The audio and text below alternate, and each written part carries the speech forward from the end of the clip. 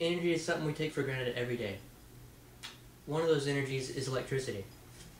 Something as so simple as flicking a light switch and having a light come on, we all really don't think about it. That electricity is powered by coal power, for the most part. Now this coal power is a fossil fuel, and it eventually one day will run out, and we won't have it anymore. So we need to develop more of a different approach to getting our own cost-effective electricity. Solar energy is one solution to this problem. It's not a new solution, but it is a solution. In its infancy, it was more expensive to use. That's why not many people, as far as homeowners, were able to use them. But as the years have been going by, decade after decade, it is now getting more feasible and more economic for the average homeowner to use. Now, how is this possible? Through knowing how exactly does it work. Being a more informed owner, it would get you about the process would allow you to pick the more cost-effective option, as well as the solar power watt is actually in a decline. It's getting cheaper and cheaper, as well as the manufacturing processes involved. They're also getting cheaper, as well as the value of your home will increase as you put these systems on your home, and the government is stepping in to help aid and stimulate more of a green approach towards electricity. Now, how does this work? According to howstuffworks.com, solar panels work like this. The sun hits the solar panel. The solar panel is made of a semiconductor material, which is generally silicon. This silicon, when the sunlight hits it, strips off electrons. Now these free-moving electrons are absorbed by the silicon, which are the blue squares located on top of the panel. These squares then, once absorbed, put it in a network of wires, which is then fed through a cable, which is then fed into your house. And then they measure this by its solar watt.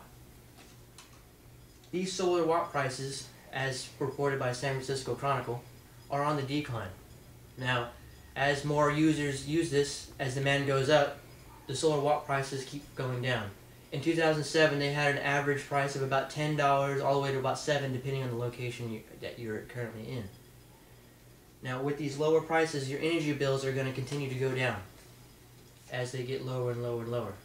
Now, not only is this going to, you can use electricity to get yourself off the grid to save yourself money, but the leftover energy that you do not use can then thus be sold back to the energy company.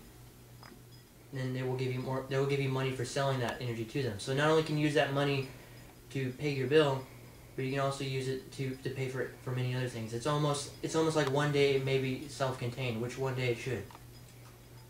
Now, not only is the watt getting cheaper, but the materials used are getting cheaper. Now the materials are similar to that of a computer. Every 6 months, a computer gets smaller, faster, and more easier to manufacture. That's why we have so many of them that are becoming more and more cheap. Solar panels are similar in the same fashion. About every 2.5 years or so, solar panels double in size. Not so much the panels, but the actual physical cells on each one of the solar panels. Here. They actually get smaller and smaller, and they double in size. So the more cells you have, the easier it is to manufacture, and the more power they can actually absorb. When that happens, they save about 20% on the manufacturing side of the process. This accumulates to about a 6 to 8% savings increase for the user. Now, once they do this every 2.5 years or so, more companies can produce solar panels more cheaply, and since there's more companies out there, each one of these companies are going to compete with one another and trying to make the better deal to try to get your business. So not only are the manufacturers saving money, you're saving money by them saving money, and also with them competing with each other, you're going to in turn save even more money because you're now informed about it.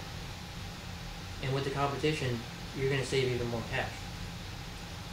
But not only that, the value of your home is going to increase. In California, there was a study done from 2000 to 2009. Over about 72,000 homes were conducted in a survey, and of those 72,000 homes, 2,000 of them had a photoelectric system or solar panel attached to them. Those 2,000 homes were the highest selling homes as far as their value. they average to about $17,000 more than all the rest of the homes on the list. So by adding a solar panel, you're not only saving money on your electric bills, but you're also gaining money and value to your home if you eventually sell or maintain your home. Now, according to Dallas Morning News, they reported that the government is actually going to start aiding people in purchasing a solar panel. So you can actually get up to a 30% tax credit. That's not a tax deduction, a tax credit. Basically, it's like invisible money that the government's going to give you after you've installed your installation. Now, this tax credit will help with the installation and any other technology accessories that may come with your house, as if every home is going to be different, so the tax credit's going to conform to your needs. Now, this tax credit's going to be good until about 2016. They're going to see what happens between now and then and see how well they can stimulate the economy. So now that you're more informed of a user, you understand that the prices are falling for solar watts. The processes the materials are cheaper. Your home value can increase, and the government's going to aid you. Solar panels, solar energy is now becoming one of the most dominant forms of saving yourself money today.